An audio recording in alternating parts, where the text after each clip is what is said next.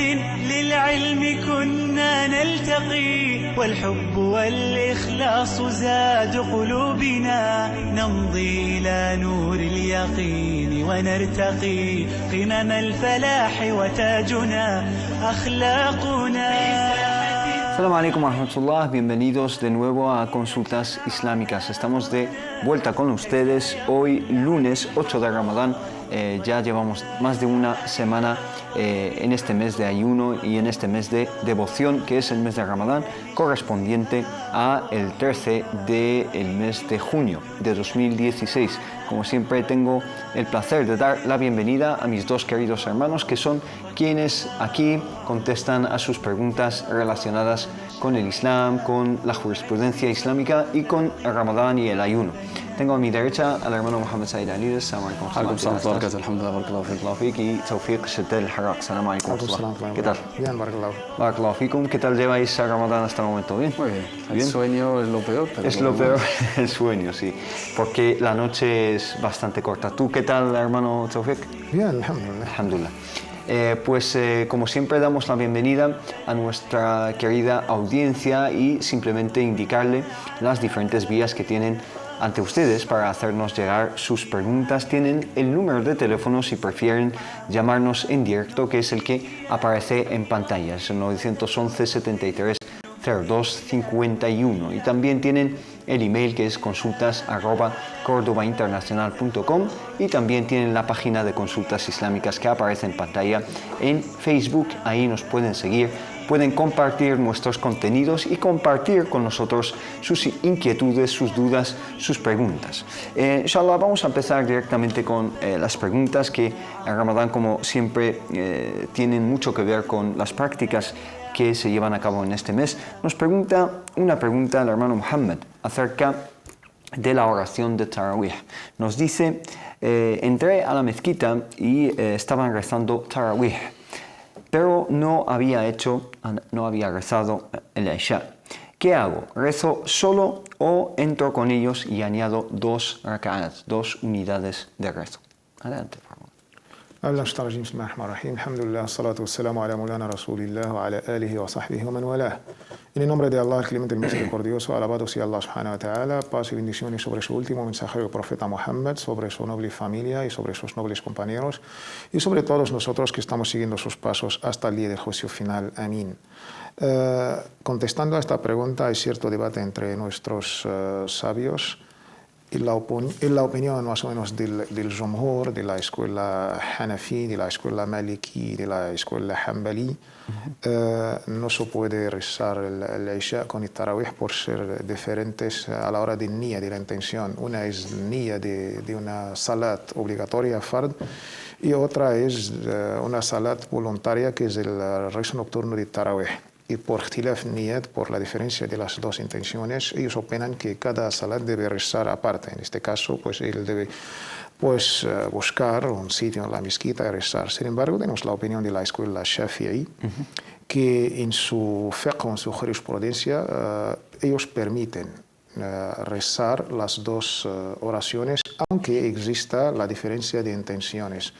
Y se basan sobre el célebre hadith Mu'ad, cuando rezaba con el profeta sallallahu alaihi wasallam el rezo del Isha, y al volver a su pueblo, que estaba en las afueras del Medina, rezaba también de Isha como imam, porque era el más sabio. Él ya rezó el Isha, la obligatoria, pero ha hecho de imam en la misma oración de Isha, pero para él era nafila, era voluntaria. Sí.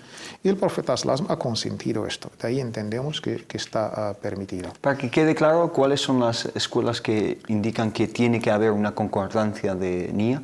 Sobre todo la Maliki, que es la que se ha puesto un poquito más exigente en este caso, y se basan en el famoso hadith también. Los dos están narrados por el Bukhari o Muslim. إنما جعل الإمام ليؤتم به. El imam se ha hecho para seguirle. Cuando él dice Allahu Akbar, debemos decir Allahu Akbar. Ellos lo interpretan también y en los niyya, debates, ellos pues han sido criticados por el seguimiento del imam. Está en los actos, no en las intenciones. Sí. Pero esto se respeta las dos opiniones. Perfecto. Aunque yo personalmente me inclino por la opinión de la escuela Shafi'i, que el hermano puede entrar con el imam haciendo tarawih cuando termina las dos, que él no tiene que hacer el salam y que termina las 2 rak'at. Barakallahu fik, que nos pregunta el hermano Khalid Bushdaini nos dice: Assalamu alaikum, me llamo Muhammad, Khalid Muhammad y quería saber, por favor, si la mezquita más cercana a mí la tengo a 23 kilómetros de distancia, me gustaría saber si rezo en mi casa o tengo que ir las 5 oraciones del día. Esa mezquita la tengo que visitar 5 veces al día. Aunque de Tarawih voy todas las noches, nos dice, pero en meses de todo el año rezo en casa. Gracias. ¿Qué indicarle a este hermano? بسم الله الرحمن الرحيم الحمد لله صلى الله وسلم وبارك على مولانا رسول الله وآله وصحبه ومن والاه. Aquí tenemos el hadith de Abdullah ibn Maktum radiyallahu anhu arda, cuando le pregunta al profeta Muhammad sallallahu alaihi wa sallam sobre la dificultad de ir a rezar el rezo en congregación con el profeta Muhammad sallallahu alaihi wa sallam, dado que es una persona ciega y no tiene un buen guía y su casa está lejos de la mezquita del profeta Muhammad sallallahu alaihi wa sallam. El profeta Muhammad sallallahu alaihi wa sallam al principio le dio permiso de faltar al rezo en congregación, pero luego le pregunta: ¿Al tasma'u nida? Te llega, digamos, el sonido del adán, alcanza el eco de la llamada de la oración al lugar donde vives. Dijo sí, dijo entonces fa'ajib, ahí tienes la obligación de rezar en la mezquita. Podemos basarnos sobre este hadith para marcar, digamos, una distancia. Cuando la mezquita está, digamos, en nuestra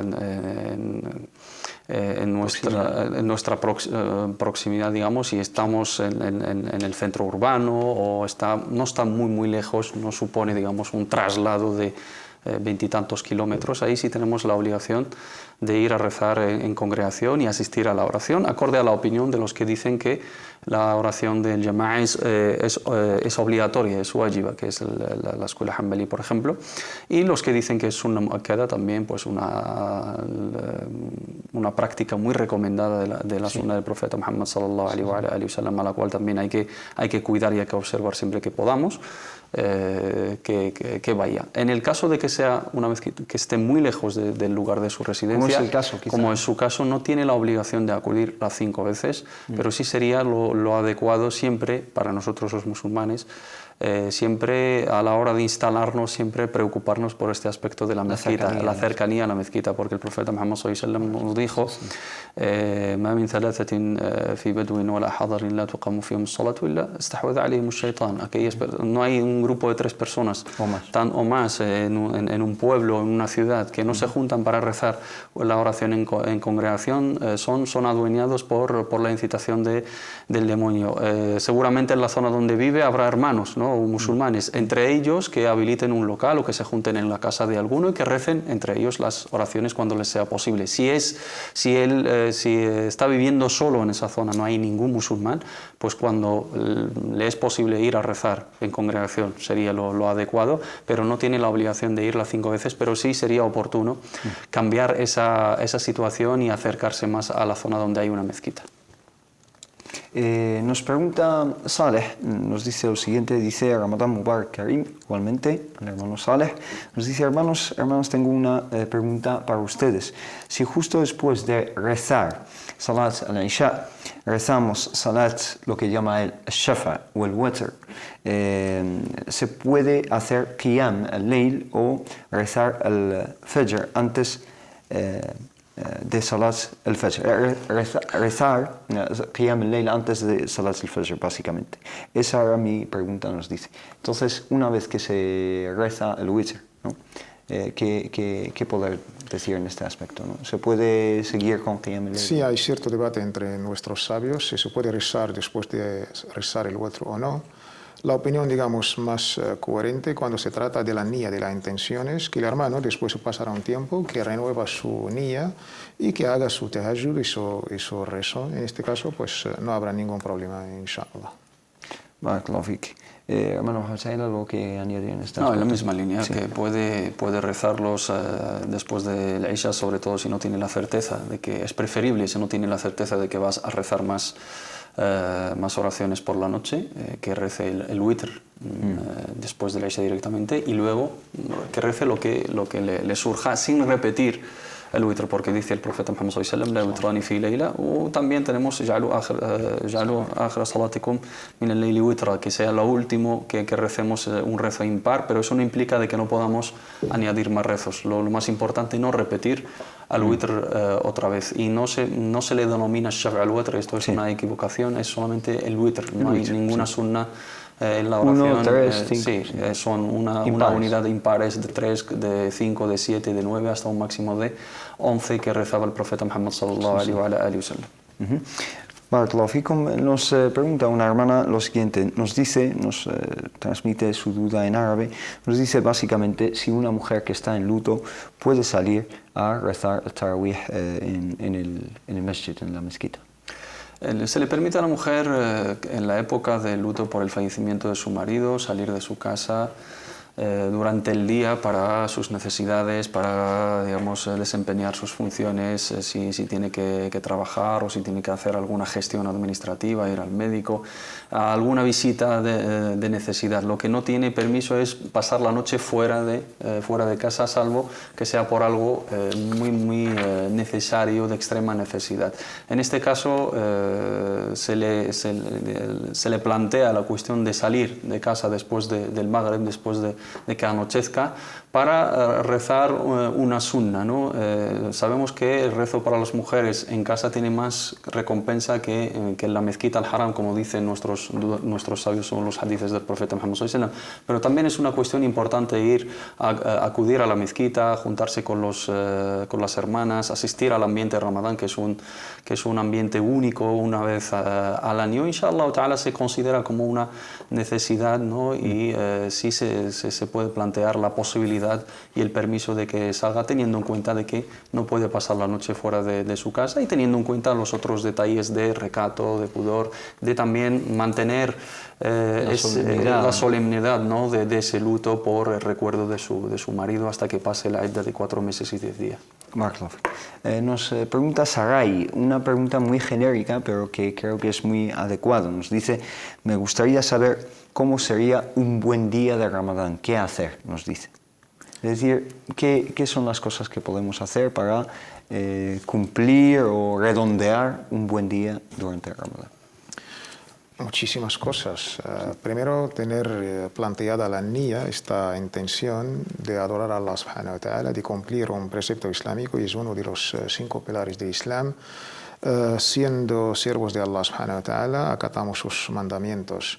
Estando durante el día en ayunas y teniendo pues estos, digamos, estos mensajes de Ramadán, desde la parte de la abstenencia a la comida, a la bebida, a las relaciones sexuales, hasta también abstenernos de todo lo que Allah ha prohibido. Ya que has hablado de comida y bebida, digamos que enlazo esa pregunta de Sarai, que es una hermana, también con lo que nos dice Nahla, nos dice, Salam alaikum, ¿podríais dar consejos sobre cómo organizarnos el tiempo en Ramadán?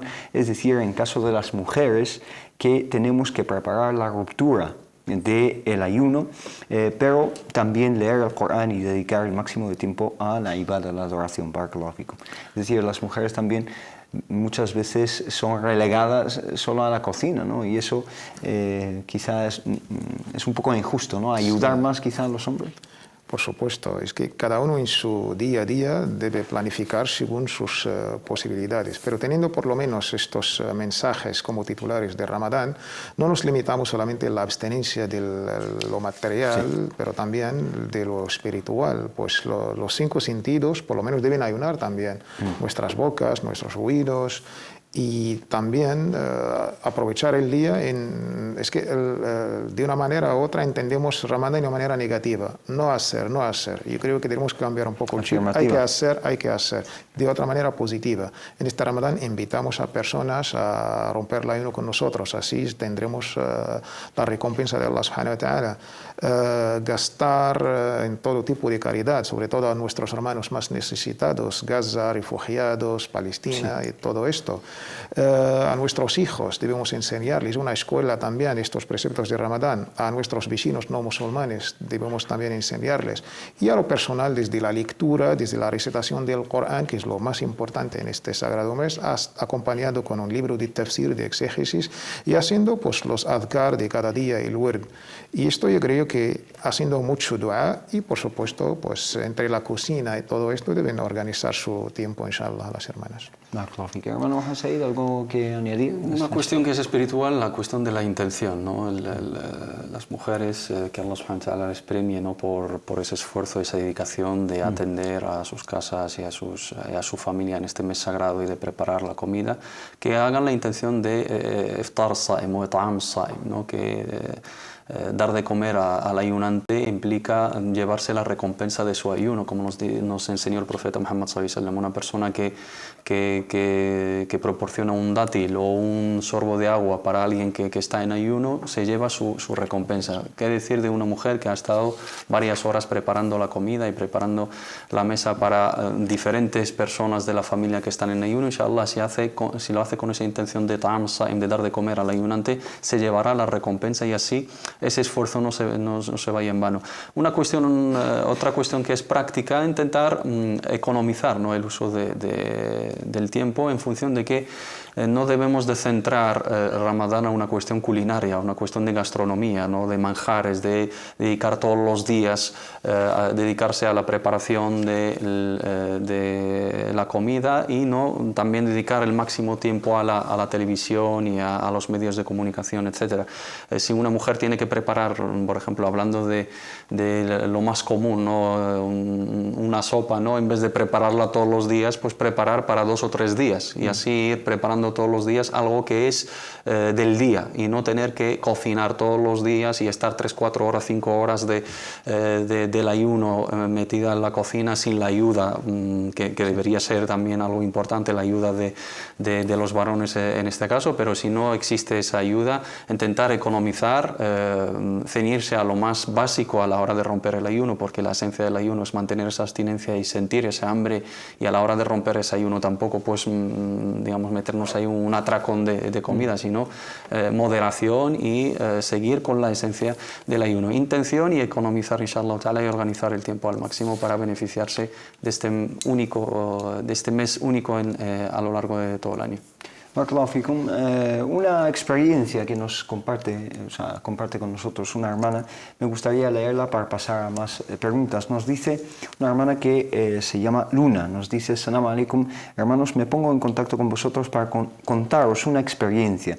He esperado con grandes ilusiones este mes de Ramadán para poder cumplirlo con el ayuno y aprender un poquito más. Allah es grande y he de deciros que únicamente he podido ayunar los 4 primeros días porque repentinamente me han tenido que intervenir quirúrgicamente. Soy una persona que intento mejorar cada día y sinceramente le agradezco a Dios por esta situación, porque me ha acercado a Dios y me ha permitido valorar ciertas cosas que pasaban desapercibidas.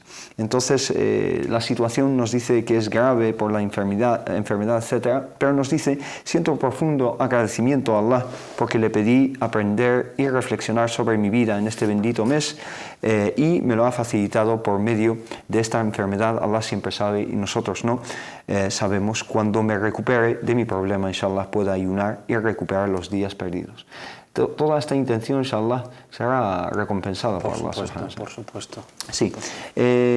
Nos pregunta la hermana Nieves, nos dice: Assalamu alaikum, soy una hermana que hace muy poco entré al Islam y tengo una duda. Sé que mientras una mujer está en su periodo no puede hacer salat, pero podría leer el Corán. Yo lo tengo en formato libro traducido al español y también en una aplicación en el móvil. ¿Podría leerlo de alguna forma desde ahí? ¿Traducción? Sí, la traducción, básicamente. Sí, se puede leer el Sagrado Corán a través de la traducción, teniendo en cuenta de que, como hemos dejado siempre claro, la recompensa de su recitación, su lectura en árabe no es la misma que la recitación en otros idiomas. A la hora de estar leyendo la traducción de la interpretación del Sagrado Corán en los diferentes idiomas, lo que estamos haciendo es leer el significado del Sagrado Corán. Es como si estás leyendo un libro de exégesis, de interpretación del Sagrado Corán. La dedicación del tiempo es obra de caridad, es una adoración, porque estás buscando conocimiento, estás dedicando tiempo al estudio de la palabra de Allah subhanahu wa ta'ala, y el profeta Muhammad sallallahu alaihi wasallam nos dice: "Man salaka tariqan yaltamisu fihi ilman, sahala Allahu lahu bihi tariqan ila al-jannah".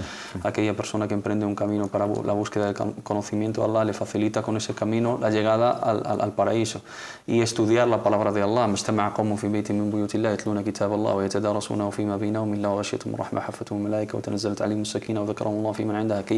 Aquel grupo de personas que se juntan en una casa de Allah subhanahu wa ta'ala en torno a la palabra de Allah para recitarla, estudiarla, son rodeados con los ángeles y por la misericordia de Allah, por la bendición de Allah, y Allah les menciona en el cielo, ¿no?, por sus nombres, por la grandeza de esa obra, por dedicar tiempo a su palabra. Recompensa tienen, inshallah ta'ala, lo pueden recitar a través de los dispositivos electrónicos, a través de libros, pero tener en cuenta de que no es la misma recompensa que nos promete el profeta Muhammad sallallahu alaihi wasallam cuando nos dice: "Man qara'a harfan min kitabillahi falahu bihi hasana wal hasanatu bi'ashri amthaliha". Quien lee una letra del Sagrado Corán tiene una recompensa, y esa recompensa de multiplicarse por 10. Eso es en la palabra en árabe, la palabra de Allah subhanahu wa ta'ala escrita y revelada en árabe. Barakallahu fik. Hermano Tawfiq, ¿algo que añadir en este aspecto? Solo mencionar que no se trata de un Corán, lo que ha dicho la hermana. Sí. El Corán es solamente lo que ha dicho Muhammad Said, lo que está dentro de un mushaf, de un libro, y en lengua árabe. Las traducciones no son consideradas en el término canónico de la palabra litúrgico. Esto quería matizarlo. Barakallahu fik. La hermana Firdaus nos pregunta acerca del ghusl, digamos, el baño ritual para salir de un estado de impureza. Nos dice: "Assalamu alaikum, me llamo Firdaus, me gustaría preguntaros una duda que me surgió hace poco. Cuando una mujer termina su menstruación, ¿hay alguna forma de ducharse o llevar a cabo ese baño ritual? Una forma que sea específica, ¿no? Sí, la forma en términos genéricos es el ghusl, es este baño ritual, lo que se llama en árabe el ghusl. La manera de hacerlo tenemos dos maneras. Una manera así sencilla y rápida, teniendo siempre los dos pilares de este baño ritual del ghusl, que es la niyya, la intención. Vamos a hacer un acto del ghusl para purificarnos, salir de este estado del janaba, y luego pues que todo el cuerpo pues le llene el agua. Estos dos pilares ya son suficientes. Bueno, le llenen no, pero lo cubre, ¿no? Le cubre, perdón, sí, el agua. En este caso, pues una ducha normal ya es suficiente. Y luego tenemos la otra manera del ghusl, que es la más detallada. Se empieza con haciendo el wudú, como de la misma manera que hacemos la ablución. Y después, pues, lavar la parte derecha. Hacemos el wudú hasta el final, todas las partes del wudú. Tenemos en la época del profeta, pues estamos hablando en contexto geográfico de la época. Hoy tenemos los servicios como tenemos en nuestras casas. Se decía que dejar los pies hasta el final. Pero esto es opcional. Si la hermana le quiere dejar al final o al principio, esto es opcional. Y luego, pues, el lado derecho y el lado izquierdo. Empezar por el lado derecho primero. Exacto. Y luego pasar por el lado izquierdo. Si ella quiere dejar los pies al final, pues está también en su derecho. Estas son las dos maneras de hacer el ghusl, el baño ritual. Ambas son válidas. La segunda es según el hábito del profeta. Las dos son, alhamdulillah, válidas. Hermano Muhammad Said, una pregunta que se repite, que ya hemos contestado y ya hemos colgado en nuestra página de Facebook, y por lo tanto esa casi un sí o un no, pero la segunda está quizá un poco relacionada, ambas relacionadas con la higiene, ¿no? Dice Mariam: tengo una duda si podéis resolverla. Por favor, ¿se puede cepillar los dientes durante el ayuno? Esa es clarísima, ¿no? Sí, se puede cepillar los dientes durante el ayuno, y con dentífrico, para que los hermanos atiendan, porque siempre dicen con dentífrico o simplemente con el cepillo. No, con ambas cosas. Hay ciertos sabios... Hombre, incluso desde Latinoamérica nos han puesto con crema dental. No con crema dental. Sí. Hay algunos sabios que lo consideran desaconsejable, no es por la cuestión de romper el ayuno, no, sino por otro hadith bello del profeta Muhammad sallallahu alaihi wasallam que dice: "Walladhi nafsi biyadihi la khalufu fami as-sa'imi yatibu 'inda Allahi min rihil misk". El profeta Muhammad sallallahu alaihi wasallam jura por aquel que entre sus manos está su vida, que es Allah subhanahu wa ta'ala, que el mal olor, el mal aliento, ¿no? del ayunante, el aliento del ayunante que suele ser desagradable, ¿no? Por no haber ingerido alimento, por las flatulencias, etcétera, puede ser desagradable para el ser humano. Pero Allah subhanahu wa ta'ala, porque ese ser humano deja su comida y su bebida para complacer a Allah, para Allah subhanahu wa ta'ala es más valorado que la fragancia el mizcle, ¿no? La mejor de las fragancias. Y ahí algunos dicen, pues es desaconsejable para que el ayunante mantenga, ¿no? esa esencia del jaluf, pero esto es una lectura un poco conceptual, ¿no? del hecho, pero pero en sí el tema de cepillarse los dientes debería ser algo habitual. Lo hacía el profeta Muhammad sallallahu alaihi wasallam con toda ablución, y es algo que lo mandó a hacer, y siempre hay que hacerlo, tanto en Ramadán como fuera, y no afecta en absoluto el ayuno. Por supuesto hay que tener cuidado para que no traguemos restos, ¿no? de agua o de otras sustancias, para no invalidar el ayuno nada más. Ahora bien, la segunda que mencionaba yo es un poco más curiosa, ¿no? Que nos pregunta Neufel. Neufel nos pregunta lo siguiente, dice: Salam alaikum, depilarse una mujer en estado de ayuno, si nos dice, ¿es posible o es haram? No. Es decir, si ello invalida el ayuno. En absoluto. El ayuno, los hermanos que se queden con la definición jurídica, es abstenerse, con una intención, abstenerse de beber, comer y mantener relaciones sexuales. Y otra cosa que también va fuera de la definición genérica, pero es eventual, provocar el vómito, por ejemplo. Provocar el vómito rompe el ayuno, si es intencionado. Sí. Lo demás no.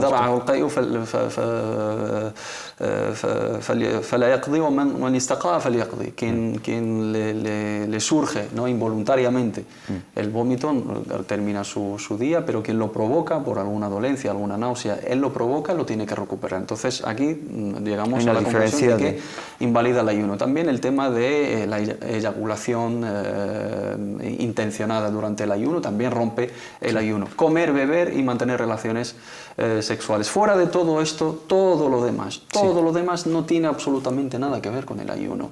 La higiene diaria, el cortar el pelo, teñirse ponerse desodorante, perfume, desodorante, etcétera. Todo lo que es tópico, todo lo que entra en la higiene, todo lo que entra en el adorno, todo lo que entra en otras prácticas que no tienen nada que ver con la comida y bebida, no tiene absolutamente nada que ver con el ayuno. Barakallahu fikum, nos vamos a una breve pausa. Volvemos en 5 minutos en Consultas Islámicas. No se lo pierdan. Salam alaikum. في ساحة للعلم كنا نلتقي والحب Salam alaikum wa rahmatullah. Bienvenidos de nuevo a Consultas Islámicas. Tenemos muchas preguntas pendientes acerca de Ramadán, acerca de otras cuestiones, pero hermano Tawfiq, este fin de semana se ha producido un atentado, un ataque en Florida, en Orlando. ¿Qué decir de ese atentado? ¿Cuál es tu visión o la visión de los musulmanes que deberíamos adoptar acerca de ese acto, ¿no? Tanto Tawfiq como el hermano Mohamed Said, si quieren comentar. Pues una vez más debemos ya, como lo hemos hecho en Estambul, en Mali, en París, en Bélgica, en Túnez, y ahí esperemos que los medios de comunicación que hagan el mismo trato, porque una vida humana ya es sagrada, y esto está de manera explícita en nuestro Corán, en varias aleyas. No matéis, no quitáis la vida, porque la vida Allah subhanahu ha declarado sagrada. En otro versículo que ya es conocido, y siempre pues apelamos a este versículo: quien mata a un ser humano, a una vida, es como si hubiera matado a la humanidad entera. De ahí nuestra repulsa más firme, nuestra condena a estos actos, porque no son y no tienen nada que ver ni con el Islam ni con los musulmanes. Y además esta gente pues no nos representa. Una vez más debemos decir que esta gente, pues la verdad, están haciendo bastante daño a algo tan querido, amado, que es nuestra amada y querida región islámica, y mucho más a los propios americanos musulmanes en un momento tan complicado. después de que todos los americanos estaban unidos y juntos, despidiendo a una gran figura que para mí es patrimonio de todos los americanos, incluso de todos los seres humanos libres, amantes de la justicia, que es Muhammad Ali, que Allah lo tenga en su misericordia, y además dando pues excusas baratas a gente tan racista y manipuladora y tergiversante durante una época electoral. Sí, se enmarca dentro de una época muy, no sé, muy complicada, delicada, y muy ¿no? turbulenta, Sí. sobre todo para los ciudadanos. Bueno, los hermanos desde CARE, ¿no? Desde el Consejo de Relaciones Américo-Islámicas, ¿no? Pues han condenado firmemente ese ataque, incluso han llamado y lo han llevado a cabo una donación de sangre para las víctimas de estos atentados. ¿Cómo lo ves, hermano? Incluso a mí me han preguntado una pregunta muy curiosa, que la verdad es que me llamó la atención. Cuando publiqué esa noticia, una persona me dijo, ¿acaso es lícito donar sangre a personas que son, en este caso, homosexuales? Y eso me llamó mucho la atención, ¿no? No, es un gesto noble por parte de todos los ciudadanos americanos, y no solamente CARE en esta organización, sino todos los americanos musulmanes representados por sus propias instituciones han denunciado, han condenado, han rechazado este acto que es una lacra internacional y nos afecta a todos. De ahí, para luchar contra el terrorismo debemos estar todos unidos, juntos contra esta lacra internacional. Y deber de ser ciudadano de un país es, la verdad, pues estar presente en estos momentos, y lo que han hecho los americanos musulmanes es loable, y más siguiendo pues los preceptos coránicos. Allah subhanahu wa ta'ala, la misma ley que condena estos actos de terrorismo, porque es algo contra toda la humanidad, siguiendo la lectura, y quien da vida o quien salva una vida es como se ha salvado a toda la humanidad. Esto entra en esta ley, dar sangre, y más en este momento. Yo creo que cumplir y acatar una ley tan noble y coránica, y lo debemos hacer en estos momentos o en otros, y más en nuestro país, en España, cuando hay digamos, todos los hospitales, pues les hace falta, la verdad, la donación de sangre. Es un gesto noble, espiritual, y además como deber de ciudadanía. En la misma línea, por supuesto, condenar, y nuestro deber es condenar todo tipo de terrorismo, todo tipo de violencia, todo acto de odio, sea contra los musulmanes o contra los no musulmanes, independientemente de la ideología, independientemente de la confesión, independientemente de la tendencia, ¿no? Aquí la vida humana es sagrada y nadie tiene derecho de quitar la vida a nadie. Es un desequilibrado mental, como ha saltado. Incluso su exmujer lo ha declarado, sí, una persona bipolar, sí, en este caso. Y si lo ha cometido en nombre del Islam, pues creo que se sabe ya de sobra de que el Islam es inocente de todas estas atrocidades y estas ideas extremistas. Y a la gente de bien decirles que se queden, y me sumo a las palabras del hermano Tawfiq, que se queden con la imagen de la despedida, ¿no?, de Muhammad Ali como un icono, ¿no?, tanto del mundo del boxeo como de la justicia, como un gran musulmán que ha llevado el Islam a todos los sitios y ha predicado de la mejor manera, ha dado una muy buena imagen de un musulmán americano, y no quedarse con la imagen de unos desequilibrados mentales, unos inhumanos, ¿no?, que les lleva su extremismo y su barbaridad a cometer semejantes atrocidades. Nuestra solidaridad con las víctimas, allá donde estén, de todo acto terrorista. Que por supuesto desde aquí, desde Canal, nuestra condena a estos actos salvajes, y por supuesto declaramos la dignidad de todas las personas, sean de donde sean y sean del género o procedencia que sean. Nos llaman por teléfono, nos llama una hermana que prefiere mantener el anonimato, y nos llama desde el sur de la comunidad madrileña, desde Aranjuez. Assalamu alaikum. Alaikum salam wa rahmatullah. Adelante, hermano. No quiero anonimato, solamente para fácil la madre de Ismael, ya está. No, sí, adelante. Ramadan Mubarak. Igualmente, barakallahu fik. Y le doy las gracias por el canal, la verdad, por el programa. Gracias. Muchísimas gracias por los consejos. Barakallahu fik. Gracias la a usted. La verdad, me encanta siempre para ver el canal Córdoba. Jazakallah khair.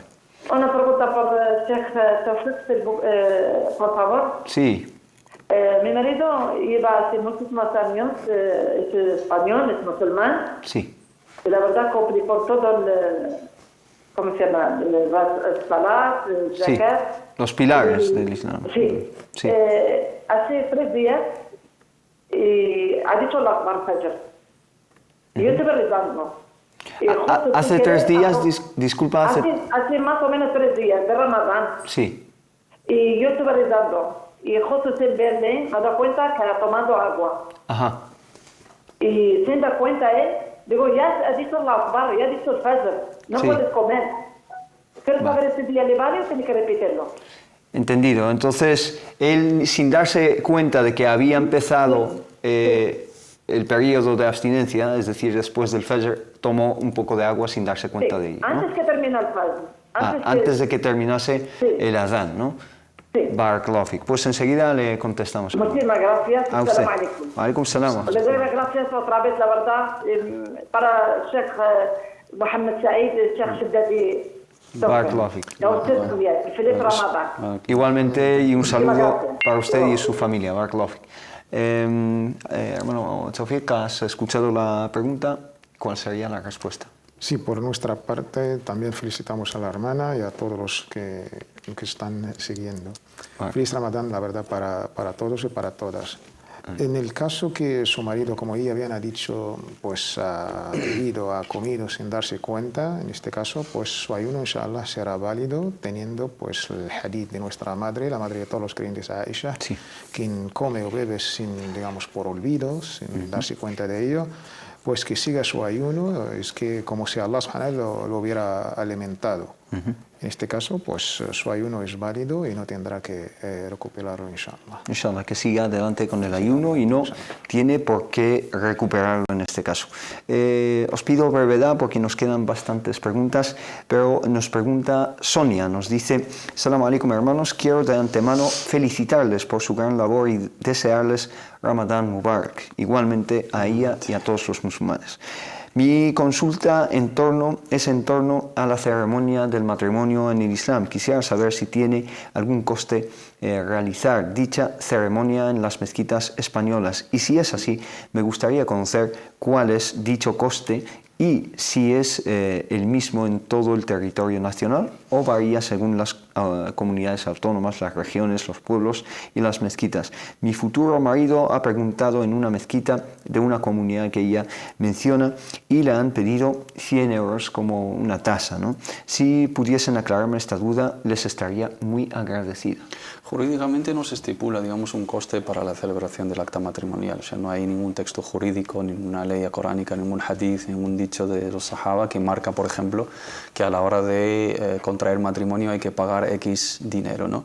Es una cuestión sujeta a las necesidades. Si son gestiones administrativas, no hay una tarifa unificada, no hay una tarifa estipulada para todas las mezquitas, no hay una norma que lo regula, ¿no? Pero sí tienen derecho de cobrar mientras sean comunidades registradas debidamente en el registro de entidades religiosas del Ministerio de Justicia y tengan su debido sello, tengan su número de comunidad religiosa y estén autorizados para celebrar las actas de matrimonio, ahí sí. Entonces ahí sí le cobran, yo creo que 100 euros es algo razonable, porque incluso hay lugares donde cobran 500 o 400 o más. Eso depende de las gestiones administrativas, llevan un registro, tienen que entregarle, digamos, un acta matrimonial redactada y adornada, tienen luego una carpeta, hay una persona que está celebrando, ¿no?, esta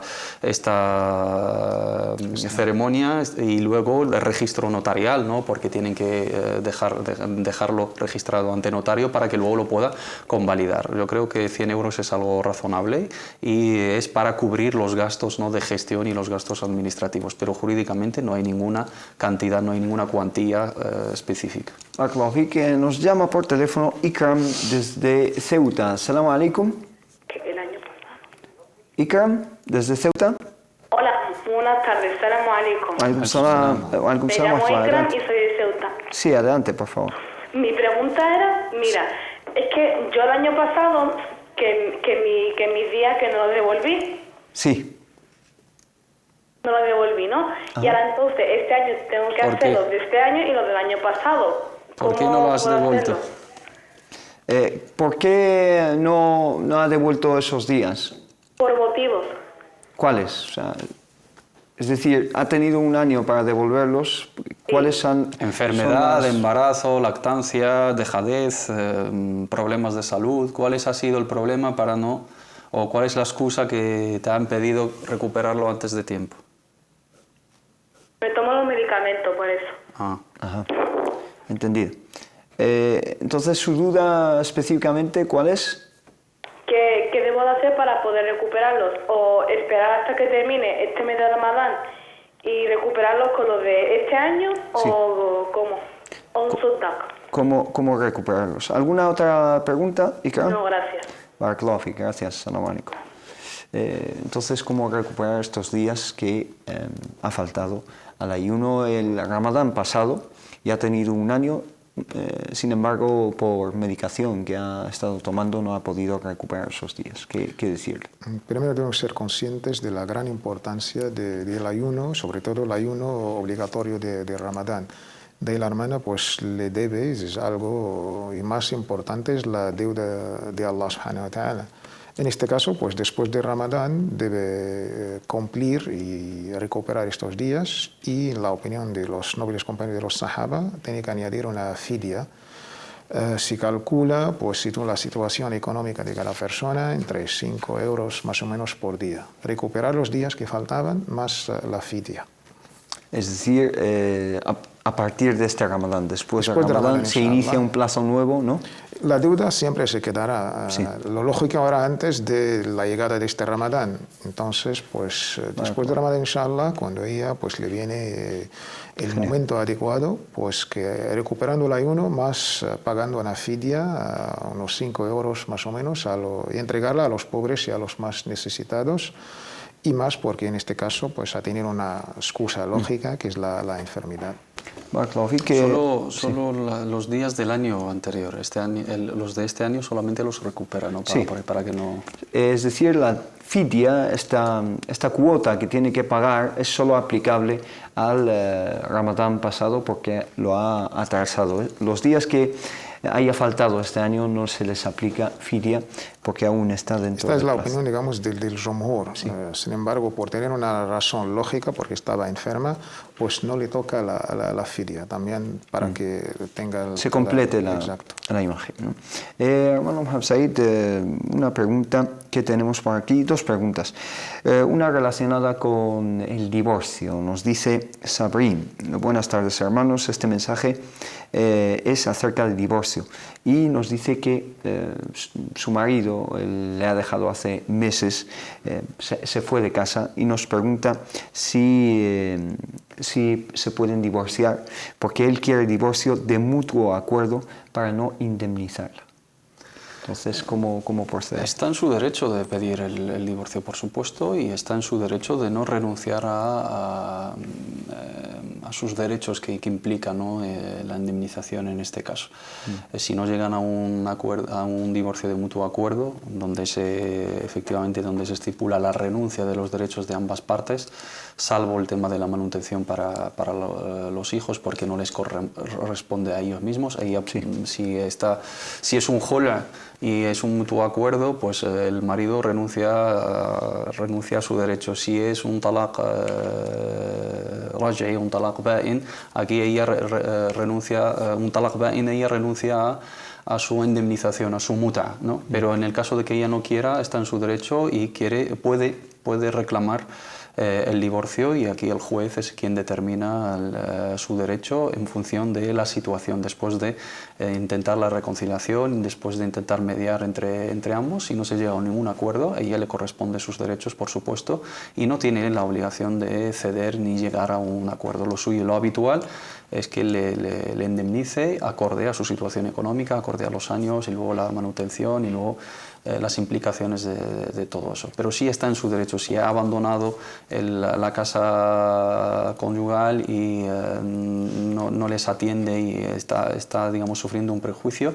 puede solicitar ese divorcio, y aunque lo solicite, ella no se considera como hol y le implica también una indemnización. Rápidamente, si ella está embarazada, ¿qué le corresponde en ese caso? Le corresponde la manutención hasta de ese hijo hasta que dé a luz, y luego le corresponde también la manutención hasta que deje de amamantarlo, y le corresponde quedarse en la casa familiar, aparte de la indemnización por la mut'a del talaq. Barakallahu fik. Tenemos una llamada, nos llama desde Ceuta el hermano Jamal. Assalamu alaikum wa rahmatullah. Jamal. Assalamu alaikum wa rahmatullah. Adelante. Mi pregunta era, quería saber si la donación de órganos, tanto en vida como una vez después de fallecido, está permitido en el Islam o es haram, porque he preguntado y algunos me dicen que es haram, que es por poder devolver a la tierra completo, y otros pues me dicen que no, que podría ser la donación válida. Entonces esa sería mi pregunta y me gustaría que me la resolvieran, por favor. Muy bien, Barakallahu fik. Gracias, hermano Jamal, desde Ceuta. Gracias. Igualmente, Barakallahu fik. Wa alaikum salam wa rahmatullah. Nos pregunta acerca de la donación de órganos, tanto en vida como después de la muerte. ¿Qué responderle? ¿Qué contestación podemos dar? Sí, este tema pienso que hemos subido un vídeo, ya lo hemos contestado. Últimamente, en las últimas décadas, el Consejo de Jurisprudencia Islámico de todo el mundo islámico, junto con el Consejo Europeo de Fatwa e Investigación, han emitido varios fatwas. En el contexto de la persona que está en vida, le está permitido donar sus órganos siempre y cuando no van a presentar ningún prejuicio para su salud. Y en el caso de la persona que ha fallecido, pues número uno, que se puede dejar un testamento facilitando o otorgando, permitiendo esta donación, o si no, su, digamos, representante, su tutor, puede tomar esta decisión en el marco que es una caridad, que es una sadaqa, basando en la ley de Surat al-Ma'idah, وَمَنْ أَحْيَاهَا فَكَأَنَّمَا أَحْيَا النَّاسَ جَمِيعًا. Este señor, con este órgano, va a dar vida y tendrá una gran recompensa, como se ha salvado a toda la humanidad. Barakallahu fik. Hermano Mohamed Said, nos preguntan acerca de el ayuno de personas en Escandinavia, por ejemplo. Nos dicen que quieren consultar acerca de una hermana que vive en un país escandinavo y ahí el ayuno dura muchísimas horas. ¿Qué decir en ese aspecto? ¿Cómo se ayuna? ¿No? Hay dos situaciones. Hay situaciones en las cuales se diferencia la noche del día, ¿no? Aunque sea uno más largo que el otro. En un día, en un total de 24 horas, tenemos determinado la franja de noche y la franja de día. Cuando se diferencia entre la noche y el día, aunque sean, dicen nuestros sabios, aunque sean 21 horas de día y 1 hora de noche, o al revés, 1 hora de día y 23 horas de noche. Cuando hay tamayus, cuando hay diferencia entre la noche clara, una diferencia clara, se establece el límite del día, establece el límite de la noche. Aquí la lea y la orden coránica de Allah subhanahu wa ta'ala y el precepto es unificado para toda la umma. فَكُلُوا وَاشْرَبُوا حَتَّى يَتَبَيَّنَ لَكُمُ الْخَيْطُ الْأَبْيَضُ مِنَ الْخَيْطِ الْأَسْوَدِ مِنَ الْفَجْرِ ثُمَّ أَتِمُّوا الصِّيَامَ إِلَى اللَّيْلِ. Aquí se adaptan. Para aquellas personas que les resulta muy complicado el ayuno, o representa un perjuicio, o representa un riesgo para sus vidas y no pueden ayunar, tienen permiso de romper el ayuno durante esas largas horas de ayuno, inshallah ta'ala, recuperarlo cuando les sea posible. La otra situación es cuando no se diferencia el día de la noche. No hay signos que diferencian, digamos, la franja diurna de la franja nocturna. Aquí nuestros sabios dicen que se hace la estimación, se hace el taqdir, basándonos sobre el hadith del profeta Muhammad sallallahu alaihi wasallam, cuando nos habla de al-Dajjal, cuando nos habla de la llegada de el falso Mesías, y dijo el profeta Muhammad sallallahu alaihi wasallam, estará entre vosotros determinados días. Uno de ellos, un día es como un año, y un día es como un mes, y otro día es como una semana, y los otros días como son vuestros días. Los sahaba le preguntan al profeta Muhammad sallallahu alaihi wasallam, ese día que es como un año, ¿valdría rezar solamente un rezo? Simplemente un rezo, dijo el profeta. ¿En todo el año? En todo el año un rezo, porque dijo el profeta Muhammad sallallahu alaihi wasallam, la aqduru lahu qadra, estimar, hacer, digamos, repartir la oración en función de la estimación del día y calcular pues el fajr, una diferencia entre cada rezo, los 5 rezos, y establecéis. Aquí dicen los sabios, en el momento de que no tengamos los signos que diferencian el día de la noche, se hace la estimación.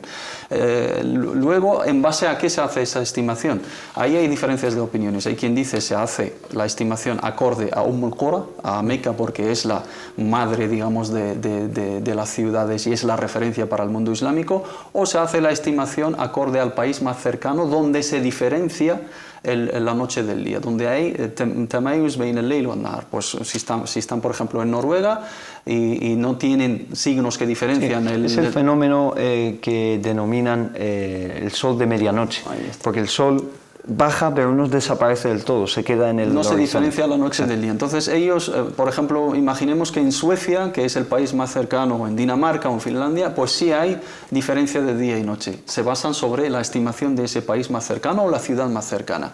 Que no, que también hay otra opinión que dice se basan sobre la estimación de Qura, y hay quien dice que se hace la media, ¿no? 12 horas de noche y 12 horas de día. Pero insistiendo que esto en los casos de que no haya signos que diferencian entre la noche y el día. Pero en el caso de que haya diferencias entre noche y día, la mayoría de nuestros sabios, la mayoría absoluta, dicen que aquí no hay ningún texto jurídico que pueda darles permiso, aunque hay ciertas opiniones que sí lo sostienen, tratándose del ayuno y tratándose de que a veces toca a la inversa, a veces toca a favor y a veces toca en contra, y teniendo en cuenta de que tienen también el permiso de romper el ayuno en los casos de que no lo puedan asumir. Las personas que no puedan llevarlo a cabo están exentas. Aquella persona que no puede ayunar 22 horas o 20 horas o 19 horas, aquí o en cualquier otro país tiene el permiso de romper el ayuno porque su salud prima. Su capacidad no le llega a cumplir con el ayuno, no va a poner su vida en riesgo. Y lo recupera cuando, inshallah ta'ala, el día sea más corto y cuando esté en las mejores condiciones. Pero la norma es esta: cuando se establece el día y la noche, Allah subhanahu wa ta'ala en el Sagrado Corán dice: فَكُلُوا وَاشْرَبُوا حَتَّى يَتَبَيَّنَ لَكُمُ الْخَيْطُ الْأَبْيَضُ مِنَ الْخَيْطِ الْأَسْوَدِ مِنَ الْفَجْرِ ثُمَّ أَتِمُّوا الصِّيَامَ إِلَى اللَّيْلِ. Barakallahu, la hermana Sara nos pregunta algo relacionado con mutilat siyam, o quizá lo que anula, invalida el ayuno. Nos dice: Assalamu alaikum wa rahmatullah, Ramadan Mubarak a todos. Quería saber si el llevar maquillaje en general y en particular el pintalabios o bálsamo labial anulan el ayuno. Barakallahu fikum por vuestra respuesta. ¿Qué le podemos decir? Normalmente, ¿cómo debe ser la mujer o la hermana musulmana en estos temas del recato y supongo que poner maquillaje para su marido, para su marido, las cosas que dentro de nuestra amada y querida región islámica está permitido. En este caso, pues el maquillaje no invalida el ayuno. Su ayuno es válido, inshallah. Incluido el pintalabios y lo que ha mencionado ella, el maquillaje en general, ¿no? Siempre y cuando no tiene cosas, digamos, algo que tiene que ver con la alimentación y también a la condición de tragarlo. Sí, pues suena a broma, pero han inventado pintalabios digamos, con sabores, ¿no? Y eso podría anular el ayuno, hermano Mohamed Said, ese tipo de maquillaje que incluso son comestibles, que los han enviado. Hombre, si la intención es la alimentación, claramente sí, pero creo que no es el caso. No es el caso, ¿no? Barakallahu, que pues hemos llegado al final de nuestro tiempo. Inshallah seguiremos con las dudas que ustedes nos envían y nos plantean a través de las redes sociales y por email. Seguiremos con ello el jueves que viene, inshallah. Simplemente me queda dar las gracias a ambos hermanos que tenemos aquí en plató, a Mohamed Said Alies. Muchísimas gracias por todo. Gracias. Y Tawfiq Siddad al-Harraq. Muchísimas gracias por todo. Y a ustedes, gracias por seguirnos y gracias por compartir con nosotros sus dudas. Inshallah nos vemos el jueves con más consultas islámicas. Que pasen una maravillosa semana y disfruten de estos días de Ramadán, que son pocos, ayyaman ma'dudat, unos días contados. Assalamu alaikum wa rahmatullahi wa barakatuh. وتبتلوا لله يعلو شأننا فدعاؤكم في الغيب خير هدية تهدي